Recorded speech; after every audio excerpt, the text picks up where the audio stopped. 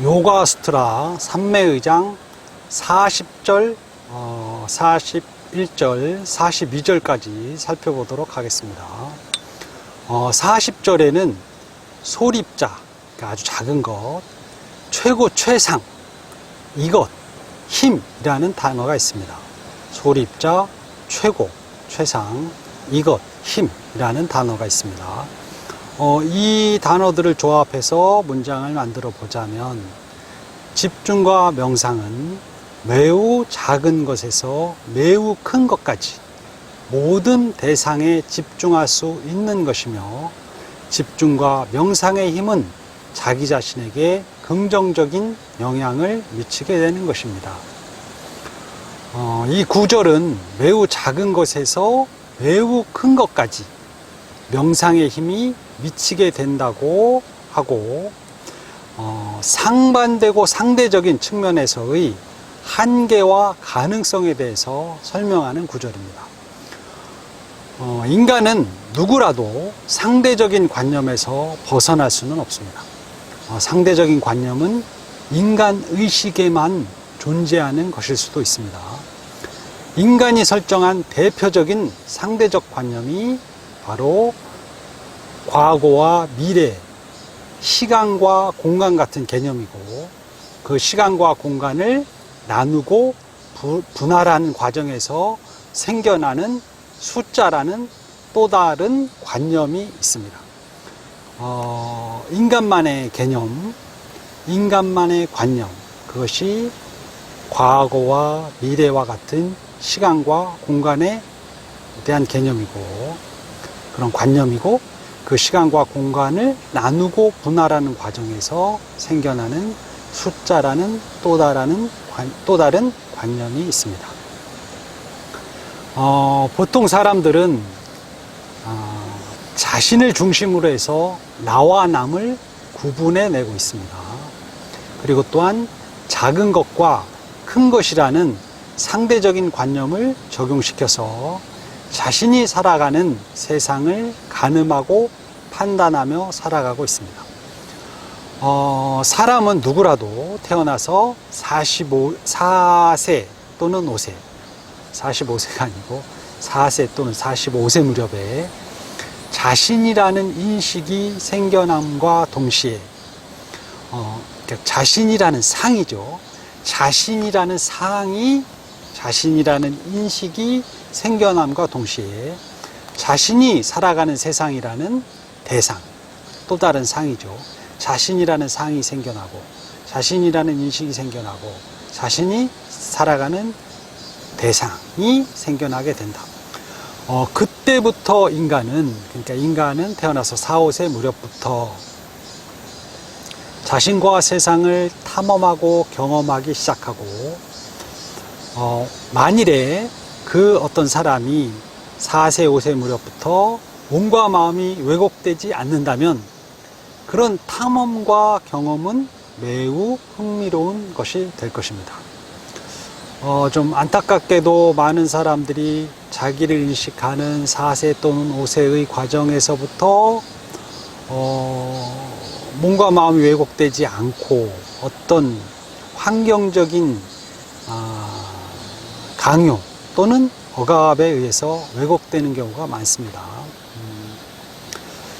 만일 몸과 마음이 왜곡되지 않는다면 그 탐험과 경험은 매우 흥미로운 것이 될 것입니다. 사람들이 언어를 획득하면서 생존에 필요한 것들을 좀 더 자세히 알게 되고, 그것들에 대한 인상과 판단이 생겨나게 되고, 그 인상과 판단으로부터 좋고 나쁘고, 크고 작고, 빈곤하고 풍요롭고 단순하고 복잡한 것, 이런 상대적인 관념들이 생겨나게 됩니다.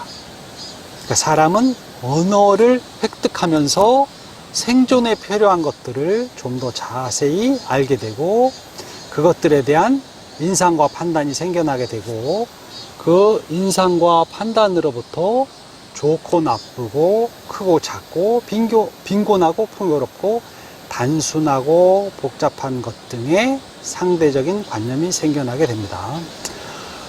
보통 사람들은 그렇게 어린 시절부터 자신의 생존을 위해서 필요한 상대적인 관념들이 정해지게 되고 평생을 살면서 그 상대적인 관념에 의한 판단으로서 자신에게 조금이나마 유리한 대상들을 선택하면서 살아가게 됩니다.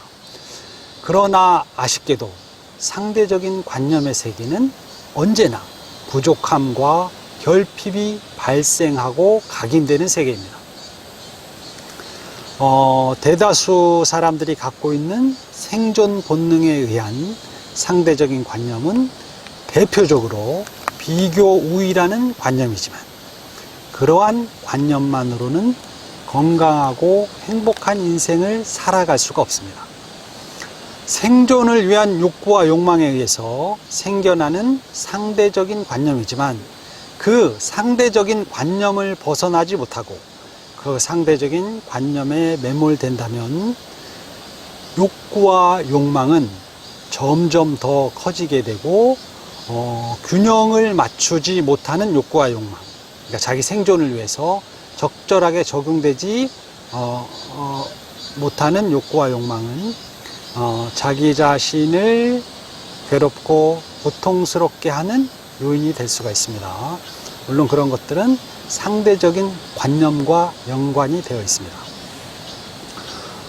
요가 수행자, 그러니까 보통 사람들처럼 살아가지 않으려고 하는 좀 더 건강하고 행복하고 좀 더 완전성, 완벽함의 속성에 다가서고자 하는 요가 수행자, 그런 요가 수행자는 이러한 상대적인 관념을 잘 관찰해서 상대적인 관념의 긍정적인 속성과 부정적인 속성의 의미를 간파하고 이해해야만이 좋고 나쁨, 크고 작음, 많고 적음, 빈곤과 풍요, 고통과 기쁨, 괴로움과 행복 같은 상대적인 관념들을 초월하고 넘어서는 초연하고 자유로운 마음의 경지에 도달하게 될 것이다. 이렇게 말씀을 드립니다. 다시 한번 요가 수행자는 이러한 상대적인 관념을 잘 관찰해서 상대적 관념의 긍정적인 속성과 부정적인 속성의 의미를 간파하고 이해해야 하고 그렇게 해야만이 좋고 나쁘고 크고 작고 많고 적고 빈곤하고 풍요롭고 고통스럽고 또한 기쁘고 괴롭고 행복하고 그러한 반대되고 상대적으로 느껴지는 그런 관념들을 초월하고 넘어서는 초연하고 자유로운 마음의 경지에 도달하게 될 수가 있을 것입니다. 누구라도, 보통 사람들 누구라도 상대적인 관념들을 초월하지 못했다면 요가 수행의 관점에서는 지혜롭지 못한 것이고 지혜롭지 못하다면 역시 마음의 자유도 얻을 수 없는 것이기 때문에 그렇게 상대적인 관념을 초월하지 못한 사람은 당연히 삼매의 경지에 도달할 수도 없을 것이다. 그렇게 말씀을 드립니다. 41절에는 대상이 사라진 의식의 움직임, 순수해진 이러한 수정 같은 투명함, 아는 자, 아는 사람, 인식의 도구, 알려진 또 안정됨, 획득함, 삼매란 즉 균형 잡힌 상태. 이런 이 구절에는 2절에 41절에는 단어가 좀 많습니다. 이 단어들을 조합해서 문장을 만들어 보면 이렇습니다. 욕구와 욕망을 초월하게 되면 욕구와 욕망의 대상이 사라지게 될 것이며 의식은 수정같이 투명하고 순수하게 됩니다. 깨달음을 얻은 사람은 인식의 도구로서 욕망의 대상을 알게 되는 것이고 안정되고 균형 잡힌 마음으로 삼매의 경지에 도달하게 됩니다. 좀 내용이 길고 좀 제 마음에 좀 드는 그런 구절인데 다시 한번 이 문장을 낭송해 보겠습니다. 욕구와 욕망을 초월하게 되면 욕구와 욕망의 대상이 사라지게 될 것이며 의식은 수정같이 투명하고 순수하게 됩니다. 깨달음을 얻은 사람은 인식의 도구로서 욕망의 대상을 알게 되는 것이고 안정되고 균형 잡힌 마음으로 삼매의 경지에 도달하게 됩니다. 이 구절은 관찰자와 관찰의 과정과 관찰의 대상이 하나로 결합하게 되면 수정같이 투명한 순수한 의식의 흐름이 일어나게 되고 안정되고 균형 잡힌 마음, 즉 삼매의 경지에 도달하게 됨을 설명하는 구절입니다. 이제 관찰자,